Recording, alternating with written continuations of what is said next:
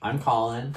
This is my Flosstube channel, Stitchpocalypse, and you're watching my fourth Flosstube, which I don't think I have a quirky name for yet. So maybe there will be a quirky name in the title and maybe there won't be, but I can't say it here because I actually don't know what I'm going to talk about all that much. For all of the last three videos, the titles have been kind of like, it's my first video, or like, it's my second video, we survived the first video, or like, here's like the ideas behind a new start. And I don't really have anything new to show you. The themes are not going to be quite as cohesive this video as maybe they have been in previous videos. I have quite a lot of stitching to show you, much more than I anticipated, or probably much more than I even should be doing. I have, I guess, compromised some time to do the schoolwork that I need to do, and I'm paying for it now, but the stitching is good, so that's kind of the, we only have so many hours in the day, and I go to class, and I go to work, and I want to spend time with Isaac, and I want to spend time with my friends, and it's my mom's, going to my mom's birthday, and blah, blah, blah, blah, blah, and like, ultimately, we have so much time, and I chose to stitch in a lot of it. And the thing that paid off is like essays that I have to write, or reading that I have to do, or stuff. Yeah, I have more whips, well, not more, I have more pieces to show you this week than I have in any previous videos. I worked on 5 different things, one of which I finished, which is very exciting. I don't think, I don't know, whatever. Yeah, so I have 1 finish, and then I have 4 whips to show you. I am kind of going to get right into it.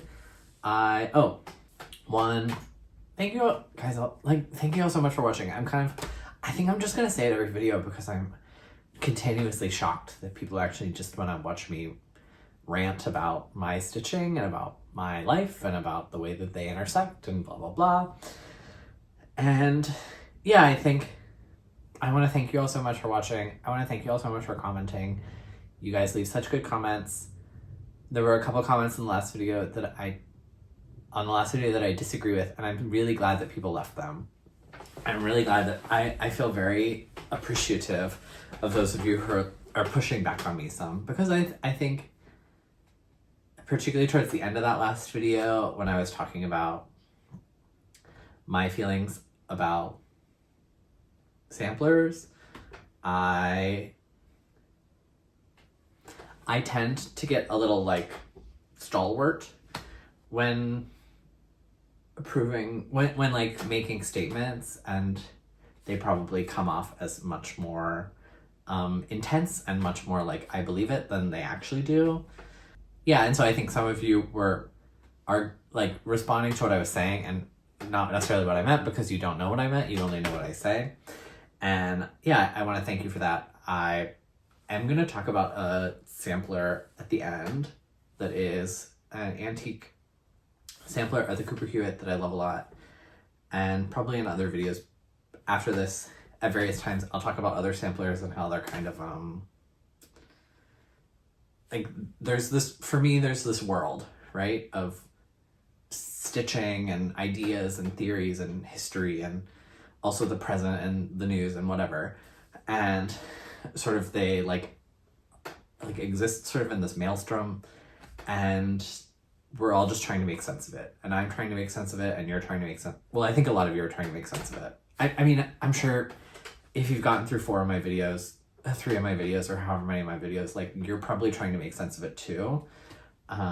Because like, I'm confused by the world, and I'm overwhelmed by the world, and the world's easier if you can figure out how to put stuff in places. And sort of in the process of figuring that out, you get it wrong sometimes. And I think I was a little bit wrong. I don't think I was fully wrong in that last video, but I do think there were places that I was wrong.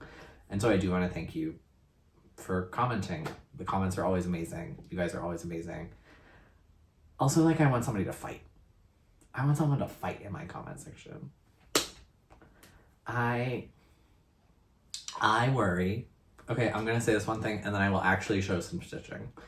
I worry sometimes, I think in the world, and also on Flosstube is maybe a more extreme version of that, that our desire to get along, right? Our desire to maintain the status quo for like our own security and our own comfort leads to certain things being allowed to sort of exist on the surface that are bad. And I don't think that's happening on my video. I mean, it probably is. I'm sure it is. But I don't necessarily think we like need conflict, but I think it would be fun. I think it would be fun to watch. I don't know. Actually, no, I don't. I don't know. I don't know what I think. Like I said, I say things more extreme than I actually believe. And ultimately, I just think things are, yeah, whatever. I'm going to show you what I finished. This is one of my like silly Christmas things. I always try to have like 1 or 2 kind of Christmas ornaments going at any given time. I actually don't have any because I just finished this one. And I'm going to stitch the third one. But so I finished Flamingo Bells by Hands On Design. Here, ooh. I did not stitch the snowflakes. It just seemed like a lot of like unnecessary confetti for me, and it didn't seem like it would be fun. It didn't seem like it would be fun to stitch them, so I didn't. And that's what it looks like. I am stitching this. I'm pretty sure the pattern calls for Weeks Dye Works, which I'm just not going to spend a lot of money. I mean, I'm not really going to spend much money on cotton floss. Like, I actually don't. I'll spend some money on a silk, right? I'll spend $5 on a spool of silk, no problem. Oh, I'm a mess today. I'm a mess in every video. I say that like, oh, Colin, like usually you're so coherent and put together. Like, no. People in my, I'm still, yeah. I worry I'm not putting the pattern up long enough for people to see what these things look like. Anyway, it called for Weeks Dye Works, and I am never going to spend more than like 60 cents on a skein of cotton. So I only use DMC because I have tried a couple of the other ones, like Sullivan's, and I haven't used CXC, but that one's not even a cotton. It's like I think it's polyester. And I am trying not to bring synthetic fibers into my home anymore. Isaac's bringing synthetic fibers into our home all the time because he loves avant-garde Japanese fashion, and sometimes they're made out of the most beautiful fabric you've ever seen, and then it's polyester, but it's still so beautiful and it feels so nice. But anyway, everything I want to wear is like a brown piece of cardboard that's just like a big box that hangs on my body, but it is cotton or linen or I don't know, wool. Anyway, that's Flamingo Bells. I am stitching it with a DMC conversion that I did. I previously had done Fa-la-la-mingo, which is one of 3 flamingo related Christmas charts that Hands On Design has. And the third one is Flamingo All the Way, which that'll start like between now and my next Flosstube, but I will start it probably before April's over. Yeah, so it's a DMC conversion. This is what the fabric looks like. It's on 32 count, 28 count. It's on 28 count Charles Craft linen. It's not a very good linen. I changed my mind. When I started it, here, I'll show you how so when I kit stuff up, I put it on these cards. And then I put the floss in and I pre-cut it and I just put it in like this. And if you throw away not at the end I'm gonna throw it away. I'll put this like on bobbins and put it back, but this causes a little bit like wasteful excess cotton. But this is how I do it because it to me is like actually the only way that makes any sense. But when I started it, because they were such small patterns, I usually cut my lengths like this long. But when I started it, I was like, oh, it's a small pattern and it has like a lot of really small kind of things in it. And so I cut the floss like a lot shorter than usual, which I have since thrown away because it was so... And so I had these really small pieces of floss that I was trying to use, and I just found the whole process really annoying. And I'm realizing now that at the time I thought that the fabric was also part of it because I like didn't want to admit that I don't know. We don't want to admit the depths of our failures sometimes, and I think that that was like a situation where I didn't quite want to admit that I had done something really wrong that made the stitching really annoying, and so for a little bit I blamed it on the fabric, but the fabric isn't bad. It actually has kind of an interesting, almost burlap feel to it, which I like. I like that it's kind of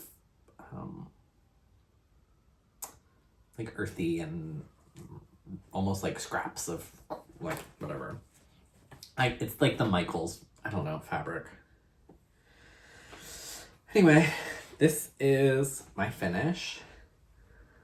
Flamingo bells. This is also kind of the end of what I would consider my smalls. I actually don't think I have anything I would categorize as like a really small piece anymore. And I need to get a couple more going because I like having something small that you can kind of... I knew I wasn't starting anything between the last Flosstube and this one. And I like having at least one. It's nice to have at least one thing to show that's like, a finish, a start, you know? And yeah, and so I like that you can pull out something this small and like you can start it, right? And then stitch on it for a few days and then put it away. And then you get the excitement of a start. And then you pull it out later and stitch on it for a few days. And then you get the excitement of a finish. And it's like all the rush with none of the stitching. But now I don't have anything that's super small. So that is Flamingo bells. And I will be stitching Flamingo all the way, which I guess is the less cute one. Like this one's the least cuties.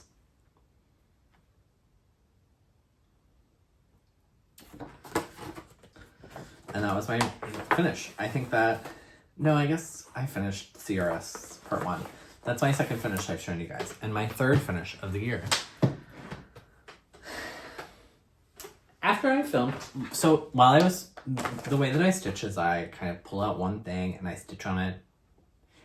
I wouldn't say I have goals, but I give myself like tasks, right? So I want to stitch like 3 motifs, or I want to finish it, or I want to stitch to here, or and then I just stitch on that thing monogamously until I hit that point, and then I put it away, and then I'm like, okay, what do I want to do now? And then I pull it out. While I was filming my last Flosstube, I had not reached my goal for the piece that I was actually stitching on, which is Everflowering Garden by Alforest Embroidery. You've seen it in if you've watched a video, you've seen it. If you ever watch a video for the next like 4 years, you'll probably see it in every single video. I had not reached my goal, which I now have. I just needed a couple more days on it to finish, so there isn't a ton more work on it. But here's what that looks like. Oh, no, that's not. I mean, that is what it looks like, but I'm going to put a photo of the chart. And then I'm going to put a photo of the way that I made changes. This is going to be a sampler that I will be giving to my parents for their anniversary, which is in a few, like their, I guess, 50th anniversary, which will be in a few years.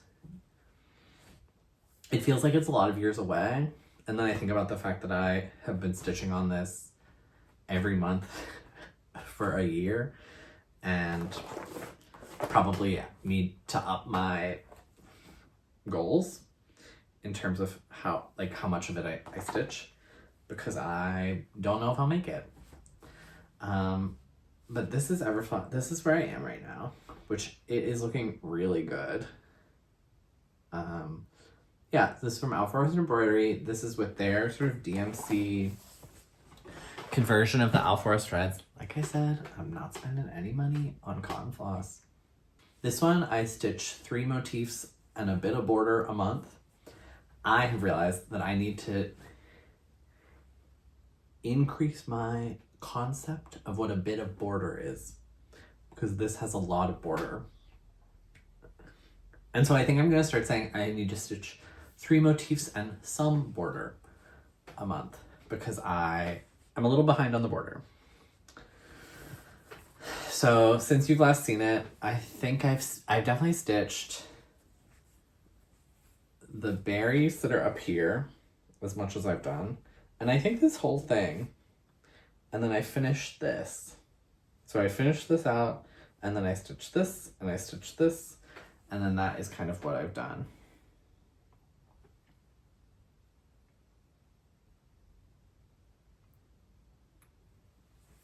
Yeah, this is their DMC conversion, but I'm pretty sure I changed maybe one, or I think I made the green a little bit darker because I wanted a little more contrast. It looks very black on camera, right? This like dark green, but it is actually more dark green than it appears. I'm enjoying stitching on this. I'm stitching at 1/1. Nope.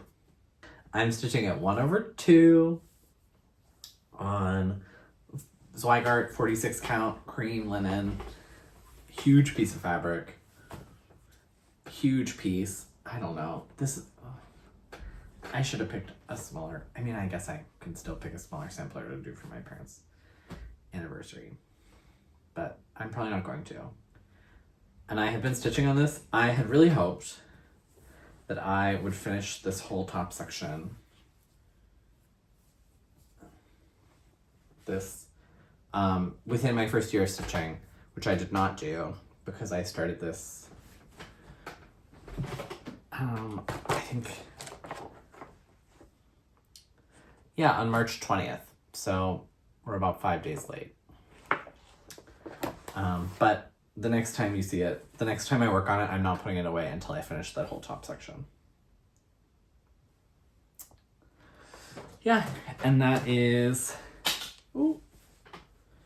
Everflowering Garden by Alpha Embroidery, which I have renamed Anniversary Sampler.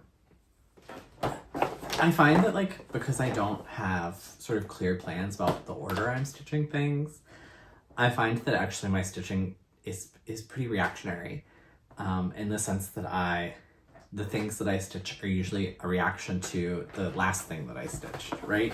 So I'm stitching an antique, and then I'm like, I'm gonna stitch something really new, and I'm stitching a silly Flamingo, and then I'm stitching this meaningful piece I'm doing for my parents. And so there's sort of a back and forth. And that one to me, I would say is meaningful, but is not, it doesn't get my synapses firing. I would not say it's particularly intellectual. Although I don't know if I would consider any of my stitching particularly intellectual, but I think some of you would, so we're gonna roll with it. And then I wanted to stitch something that felt a lot more but particularly that is emblematic of early Colin stitching, where I was interested in things that the other people were talking about, where I was seeing stuff on Flosstube and I was like, I love that, and this is much less so. I've never seen anyone stitch this on Flosstube, so this is sort of why my reaction is what it is. So after I worked on that, I worked on Franzi 1870. This is by Reflet Soie. I am stitching it huge on 32 count, 2/2, with the called for DMC. I mean, I think this is originally called in one of the Auvert Soie silks. And yeah, but it's a ton of floss. I'm willing to spend money on a silk. Honestly, I'm willing to spend money on a lot of things. You know, that's why credit cards exist. You just kind of swipe the card and the money's not real, and then it goes away, and then, you know, we can figure that out in 10 years. But I want to show you how much floss there is to this. So one whole card, which my flosses are a mess. Second card. Third card. And so it's a lot of floss. And I just like am not in a financial position right now where I can buy like 60, almost 70 spools of silk at $5 a piece. So I didn't, and I'm doing it in DMC.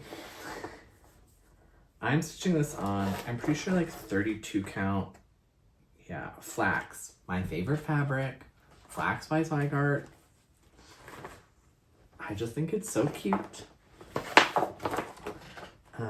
And I stitched 2 motifs of this before I put it away, which I've between the 2 times I've worked on it, I found to be a really both reasonable goal that I also get a lot of stitching done. And this is what it looks like. Can you see it? I can't see you. Oh yeah. This is what it looks like.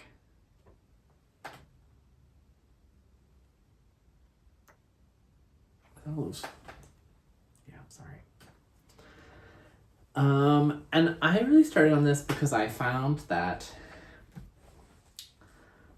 a lot of the reproduction samplers that I were seeing were like overly organized and were, you know, symmetrical and maybe chaste and sweet and soft. And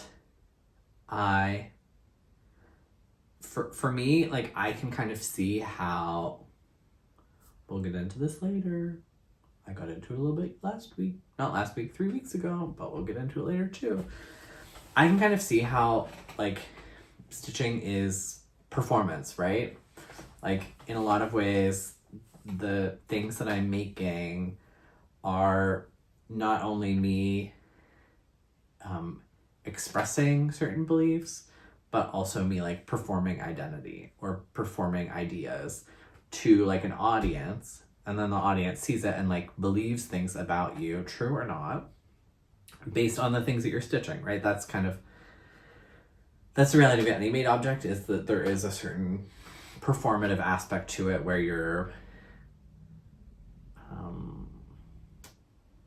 communicating certain things to other people that you want them to believe about you. Whether or not they're true is kind of, I would like to think in my case they're true. I'm sure a lot of you in your case would like to think it's true. You know, there's some wiggle room there. And I found particularly that I was not interested in stitching things that were like performing those ideas about femininity. And I was not interested in the way that those performances were being kind of interpreted as truth by people. I really just want to name names, but I'm really trying not to. So, yeah, and so I wanted something that was a little bit more bold and a little bit more less orderly, much brighter, and kind of contained images and symbols that could be interpreted much more complexly than sort of pretty flowers and like I love God and my grandma. And so I think Franzi is really able to do that. Because I think there are a lot of really different sort of symbols And in particular, there, I would say, are actually like some different styles of motif on here that I don't feel like I normally see on samplers that are put together. So like this, right? The wreath and the chain, which is like a much more pictorial image mixed with these, I guess they're strawberries, which I find to be much more symbolic. I would not say that that is like a photographic representation of what, I mean, I guess it's a strawberry. I don't know. Whereas like this is like so very like clearly a leaf. And I really like the idea of there being kind of different styles and different kinds of symbols on the same sampler, which I know you guys have seen. I'm kind of doing that on my own now with other stuff, which I'm not showing you today. It's nice to think about like a little girl kind of just doing what's the trend, right? And kind of putting it on, or doing what's not the trend, or doing things, pulling from different places and whatever. Because she liked it and she wanted to put it all together, and that was kind of her, this is her life, right? This is her life and this is her identity, and not only is it her identity, it's like the one that she's trying to communicate with us about, or communicate with people in her life at the time. So that is Franzi 1870 by Reflet Soie. I'll show it one more time because no, I won't. I don't know. I'm just trying to get good. I'm really bad at Flosstube. I think I'm really good at some parts of Flosstube. And then I think about like some of the things that are like the basics of Flosstube, and I'm like, I'm terrible at that. Like I cannot get I mean, they look good. I would say like the things I'm working on look good, but they're certainly not like aesthetically beautiful in the way that some of you are like able to present your work. So I don't know. And then I was feeling, I don't know what I was feeling. I don't know what precipitated this, because usually these two would not go next to each other, because I find Franzi to be a little bit silly as well, right? She's sort of a maximalist, maybe a postmodernist if you were feeling a certain type of way about her, which is kind of how I feel about, oh, no, that's not. I'm going to show you a clown. So I'm going to show you Clown Dreams by Designworks. So if you're scared of clowns, click away, because I'm showing a clown now. And then I worked on Clown Dreams by Designworks. This has been designed by Susan Ives. This is a vintage kit that I got on eBay that I started as part of the Bring Out Your Kit sale, hosted by the Thread Gremlins and Jen's Fiberweb. I have made really good progress on this. I think this is like something that I do like to have something that is just silly, that has serves absolutely zero other purpose than being silly. And for me, Clown Dreams kind of hits that thing. And so it kind of is the only thing I have right now that I feel like is just silly. And so I stitch on it more than basically probably anything else. Maybe, I don't know. I stitch on it quite a lot compared to some of my other pieces. And it's because it's just kind of fun, and it's fun to see it come together, and this is how it looks.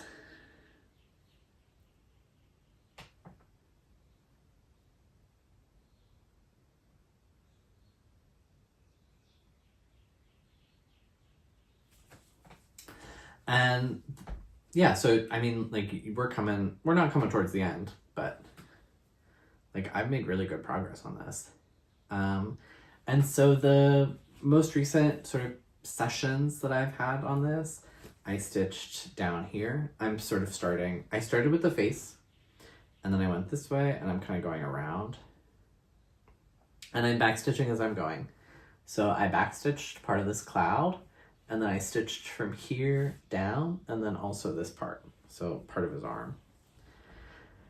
And the next time I work on this, I'm gonna backstitch all of this And then maybe if I don't feel like that's taken a long time, which I don't think it will, I will try and get that balloon at the bottom and the little bit of his coat here. And that'll be sort of my next session. And then I think that'll be like, then it'll be really start to come together, because then I'll like move over to his actual body, which I haven't really started on. I'm stitching this, it was kit, so I'm just stitching on everything that was included in the kit. Ooh, it's upside down. The included Ada, which is terrible, but I love I don't know. I talked about this in my last video, but I have trouble talking about the Ada on this one because it has, I will say it has softened quite a bit, so it's not quite as terrible as stitching as it was when I started it, when it was essentially a piece of cardboard. But it's still not great, but it just looks so cute. And when I finish it, we're gonna frame it and we're gonna put it like on a door in our closet, so that way, or maybe behind our front door, so that way when you come into our house and you close the front door, when you turn around, there's this kind of hobo clown that like is there greeting you. Important to note, he is not just a regular clown, he is a hobo, I think. And his shoes are so broken that his toes are out. And his jacket is ripped and he has a 5 o'clock shadow. So we love a hobo clown. He's dreaming of other clowns. Also, I want to say this. When I finish this, I would really like to stitch the clown. I guess it's called the wizard. That sort of started the Sal. That was like I guess the reason for starting the Sal that is being stitched on by Elizabeth from the Third Gremlins, who is my twin. Not for real. She's not really my twin, but she is, I don't know. I wonder how long we're gonna go on Flosstube talking about each other in every Flosstube before we just start like texting. Because I have mentioned her in every single fucking Flosstube. And I think they've mentioned me in every single Flosstube since I posted my first video. And there's something really funny about kind of being obsessed with this person and knowing that they're kind of obsessed with you and not actually really talking to each other. I mean, like we comment and like on Instagram and on YouTube and stuff, but I don't know. There's something fun about it. There's something really funny about it. But this is Clown Dreams. Oh, what I was saying is she's stitching this piece that I think is like a partner piece to this one, where it's a similar kind of hobo or homeless, chronically unhoused clown who is a wizard. And I would really like to stitch it when I'm done with this one. So if any of you see it out in the wild, or if any of you like have the kit that you've stitched, if you could just like, honestly, like I will give you money. I will give you probably $20 to send me just the pattern. I don't need, like, I can get Ada. I can get DMC floss.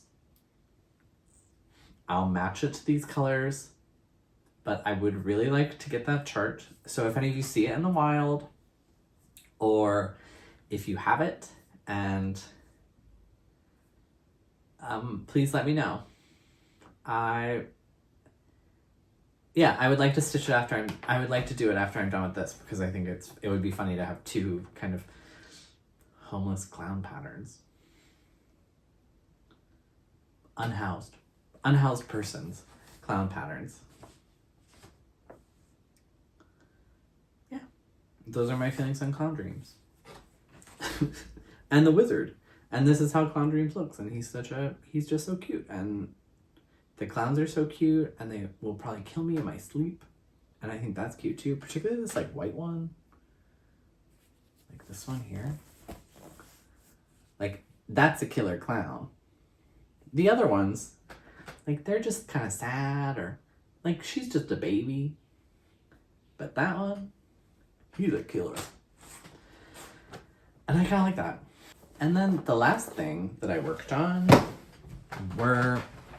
was I guess what now is the closest thing to a small, although these are actually pretty stitch heavy. I would not consider this super small. I mean, I guess it's small, but I'm stitching on 46 count, so. But then I worked on Peroy. Oh, you can see where I scraped off part of my finger. Then I worked on Peroy by Animal Crackers by Stacy Nash. I'm stitching this on 46 count flax. 1/2 with my own conversion of Soie 103 silks. Here are the colors that I'm working from. So this is like when I stitch my Animal Crackers, these are kind of the world of colors that I am working with. I've added a couple since you've last seen it probably. I think I've decided that every one of them is their like main article of clothing is going to be a different color. And so for some of them that like multiple have blue. And I think a couple of them have yellow. And so I'm going to change some of the colors to make it like each one has its own like distinct outfit color. And this is what Peroy looks like. He kind of looks like a shoe right now because he doesn't have a head. Every time I pull him out, my partner Isaac says, that's a shoe.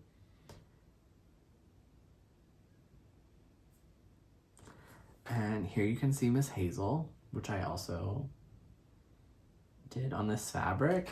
And then there's that little mouse bobbin, and I'm gonna stitch him here. But this is Peroy. He is actually very cute to me. Oh, about the shoe thing. I really thought he would start looking less like a shoe once I got to this point, but now he looks like one of those Balenciaga sock sneakers. And I don't know. I hope he doesn't look like a shoe when he gets a head, because I think I'll be really upset if I spent all this time stitching a slug and it looks like a dated Balenciaga sneaker. You know? But he's very cute. I don't know. But originally his bow tie was blue, but like I said, everyone needs to have a different main color. And so he's getting red. And so I gave him this red bow tie, and it has purple polka dots on it. I really like the Animal Crackers. I actually have like maybe 6 or 7 of them that I'm gonna stitch that I think will be really cute. And I'm gonna stuff them with, I don't know, maybe sawdust. I'm not gonna stuff them with polyfill. I'm thinking about like I'll stuff them with the things people stuff stuff with. So like walnut shells or sawdust or things like that. And then I'm gonna, put them in a dough bowl like we all do, and this and that, and they'll be really cute, and they'll be friends with the stuffed animals that we have in our house, and yeah. So that's everything I've worked on. I will say I did not stitch yesterday, which was very disappointing to me. It was the first day since maybe like early December that I haven't stitched. I just kind of worked all day, and then I came home and I made dinner, and then Isaac and I like hung out and drank wine on the porch, and it was nice. Actually, no, we didn't hang out on the porch because it had rained. We drank wine inside of our house. And yeah, and so I don't know. I am in some ways glad I didn't stitch because it allowed me to have like great time with my partner, but also I worry. It's so easy to fall out of a habit for me. And so I worry that if I stop stitching consistently, or if I like go a couple days without stitching, that actually I'll just never pick it back up. And I'll never stitch again, and then fire and brimstone and a terror, the horrors of the world will come collapsing in on us. And but yeah. So I will hopefully stitch later today, because I haven't stitched all today yet either. Which is, yeah, not like me, but I woke up, I don't know, I just have a lot of schoolwork to do, and I haven't been good about it. As you can see by this new huge pile of books that I am trying to ignore. And so, oh, I do need to say this. This is my work desk, and I do not work here. I don't do any work here. It is just like a place to shove stuff that I don't know where else to put, that like I need to access, and I just kind of shove it here. Hence why it's always a mess.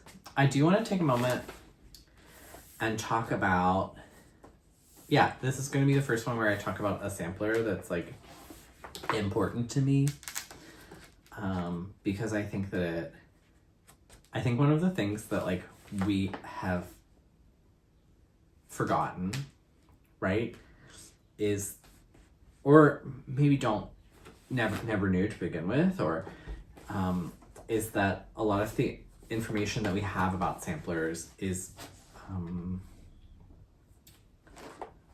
I mean, I would say it's historical, but it is certainly like a historical narrative, which means that there is kind of this mass of facts, and the person who is writing the history, the historian, the researcher, whatever, the decorative arts specialist at Winterthur, is looking at these things, and by placing them sort of in context with each other and like in context with the world, are creating narratives for like how to interpret this object. And so this is me talking about a thing that I'm interpreting and why I like it so much and why I want to talk about it so much. So this was a sampler stitched by Ramoncita Pita in Mexico in 1861 and 1862. It's in the Cooper Hewitt. I'm going to put it up on the screen. So here probably. I have found that when we talk about sampler research, a lot of what people have done for sampler research, right, is they're looking at samplers that have similar designs, and some of which have the name of the school in which they were stitched on, and are combining them into schools of samplers. And so that's how we get Quaker samplers. That's how we get stuff like Rhode Island samplers, like from the Mary Balch School. It's how we get things like, I don't know, I would say particularly Mary Balch is like someone who, she did actually like her school was sort of pumping out new styles of samplers with the arches and with the two people, and usually buildings that are in Providence. When I got into stitching, I was not stitching historical reproductions. I was stitching more new stuff, or like stuff that was kind of from the 80s and from the 90s. And I was living in Rhode Island. And I will say that like a lot of my sort of entry into being interested in historical samplers is coming through stuff from the Mary Balch School, because I thought it was so cool that like buildings that were 3 blocks from my apartment were on the sampler from 200 years ago. And yeah, and so I thought that was really interesting. It was like kind of cool and personal. The school is not there anymore. I'm pretty sure it was like in the location of one of Brown's museums or libraries. I can like picture the kind of brutalist building, but I don't actually know what it was. So the school's not there anymore, but she did have there was a very distinct style of sampler that was coming out of the Mary Balch School. And so it has led to, and I will say, I think I probably said I disagree with this in my last Flosstube. I don't rewatch stuff. I edit it, I put it up, and I'll never watch it again. I probably said something that I found it like uninteresting, this sort of style of research, and potentially false. And I don't think that that's fully true. I think that there there have been schools that are in which the teacher had such a distinct style, or the person who ran the school had such a distinct style, that there were actually changes that were happening at the school, like in terms of the sampler research. And I think Mary Balch in particular is a school that like really, really was like, there's a really clear sort of, this is what images coming out of Rhode Island looked like.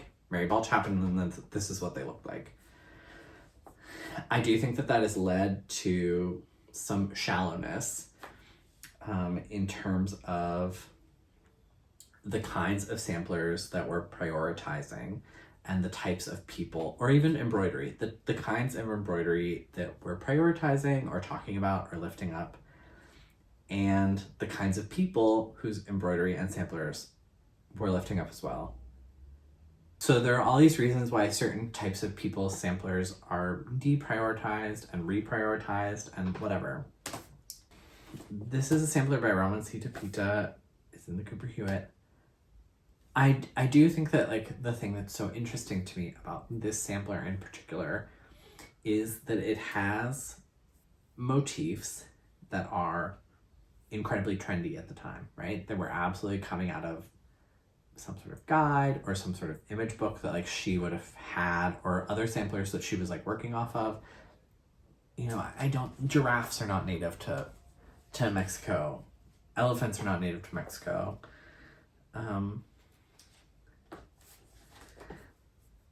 But the thing is, there are some motifs here that feel like distinctly Mexican in a way that I think is really interesting and really exciting, and something that we don't really see people talk about. And then I do think that some of the research that people are doing onto samplers kind of covers over or like washes away. You don't really see people talk about the way that culture kind of smashes together, that like people, quite frankly, like, I mean, I think it's because we think people in the 1800s were simple and were like unintelligent and not worldly. But quite frankly, anyone who is able to purchase a piece of fabric that is as huge as this is, and anyone who is able to purchase the silk that was necessary for making the sampler and have it mailed to Mexico, right? Absolutely, that is a person who would have had some sort of connection to the world outside of their small town. Not that she lived in a small town. Like, they're not telling us much about her. And in particular, I have issues with the way that Cooper Hewitt presents samplers, because it actually doesn't put a maker. If you look on the website, it will say like artist unknown, or we'll leave the artist blank. And like it's stitched on the sampler. The reason I am talking about this, which is that it's important, I have a desire, because to me it seems so clear that there is something much more complex about a way an image gets on a sampler than just a teacher told them to do it. That there are all kinds of cultural and historical, religious, family-related, on-trend reasons why an image might end up on a work. And I think that the prevailing narrative that a teacher told you to do it and that's how it ended up erases a lot of those cultural histories. And I think that part of that is because it's easy, right? That's an easy narrative. A teacher told them to do it and they did it. They were just kids. And I also think that it has the secondary effect of allowing us to believe. I'm talking kind of slow because I want to make sure that I'm saying stuff I actually believe and not the more extreme version that will get y'all riled up in the comment section. it allows us to, or it forces us to believe things about people in the past that is objectively false. That is not based in any sort of broad historical understanding. The reason I'm talking about this sampler in particular, as opposed to all the other ones that I am heavily inspired by, is because I have it. I have the chart.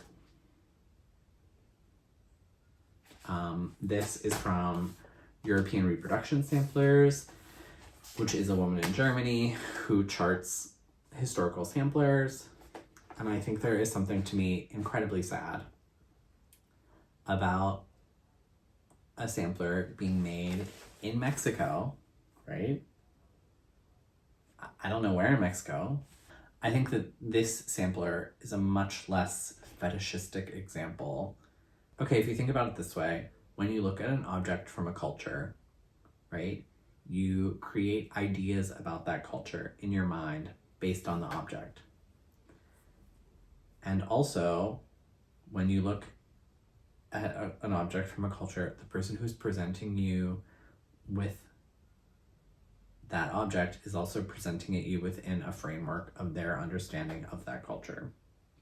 Anyway, I am saying that I find Ramoncita Pita a much less fetishistic version of what a Mexican sampler can be and should be versus some of the things I see charted by people here in America, which obviously tracks. Not that they're like doing a racism or whatever, but more so that we value certain things from certain cultures because they cement our understanding of this culture.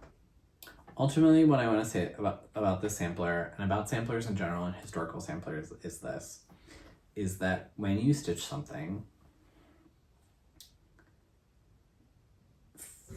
for me, when I stitch something, I'm constantly thinking about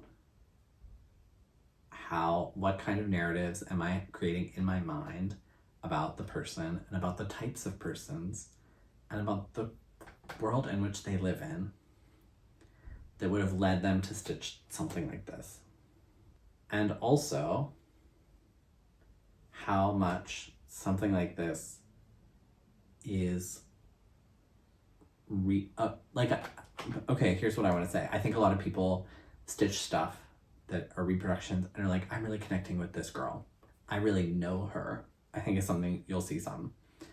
And I think it's fine if you feel that way. Like, sorry, that was overly shady. I think it's fine if you feel that way.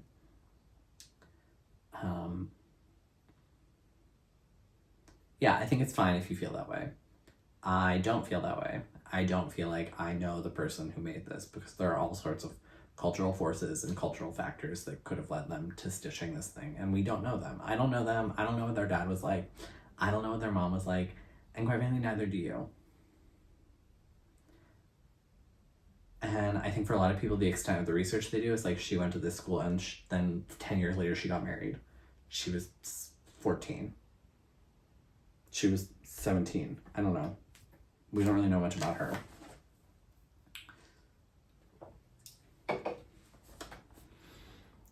I've really gotten off track. Essentially, what I want to say about Ramoncita Pita is that to me, the sampler is so special because it combines a variety of things, right? It combines particularly this here.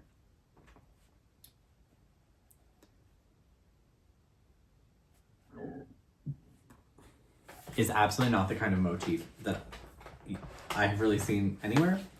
And also, I cannot imagine seeing it from somewhere that isn't like Mexico or like the American Southwest or like the, which also like, that was Mexico. So, so there's that, and there's like the Chihuahua, but then there's also like the elephant, which is the exact same motif that you'll see all over samplers all over the world. Germany, France, whatever. And the complexity of this sampler, I think, has really pulls open a door for me that I am kind of seeing people keep closed. And I think there are some people who are trying desperately to hold that door closed because I mean, I guess the truth is I think there are some people who are presenting you with overly decomplexified information, which is some fucked up words that I just said. Essentially, they're dumbing down historical information and presenting it to you because some of them are making money off of it. Like, that's the reality, is that, like, there are people on Flosstube, some of them, there are people certainly out in the world who are financially incentivized to misrepresent historical information to you because it's easier to profit off the easier stuff. And so for me, I really want to stitch stuff that is creating increased complexity. That's all I want to say about Ramoncita Pita. I probably will be stitching this, starting it at some point in the next couple months. The thing is, I have a small thing I want to start. I have a stupid thing I want to start. And I'll show you my plans for it, because why not? We're here. Like everything, I'm stitching on a very similar color, kind of weird beige with flecks. This is 40 count mallow from Soie. It looks really gray. That's probably closer. That's much closer to what it looks like. And I'm gonna do it monochromatically, which I think is like very different from a lot of stuff I've been stitching, which is like huge bright colors and boldness. But I think I'm gonna stitch with that, which I think is just kind of cute and just kind of cute and light and whatever. But I'm not going to be stitching the whole thing because like I said about the silks, I actually just can't justify. Babes, we're in a recession. I just cannot justify spending the amount of money on this huge piece of fabric. And so I have this piece of fabric that I think is what we call a fat quarter. I don't know. I don't understand that. And I'm just gonna do like an open hem on all the sides and then just fill in the fabric with different motifs and stuff. Essentially, I'm making my own sampler with this sampler. The motifs that I like sort of in the space that they have, and just kind of pack in the symbols. And I'm going to be stitching it on with a Veriswell Silk 137 103s, which is kind of a red rust color. I like the monochrome samplers that are like bright red. The problem is I don't necessarily want them like in my home.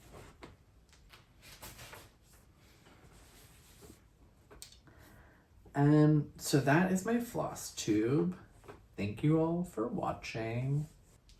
I don't know if you want to talk about anything. I think there is definitely room for comments down below. Definitely the conversation is still a crack in on some of my videos. You all seem to really be... Sorry, I'm ripping the tab off of this. I don't know. I really appreciate that you all are kind of really engaging with my stitching in a way that it makes me feel really good. It makes me feel really happy. And I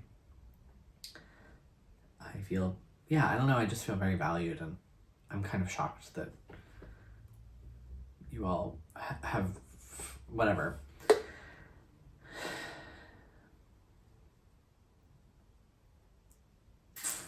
Okay, that's really all that I wanted to say, and some things I didn't want to say, but it is. Thank you for watching.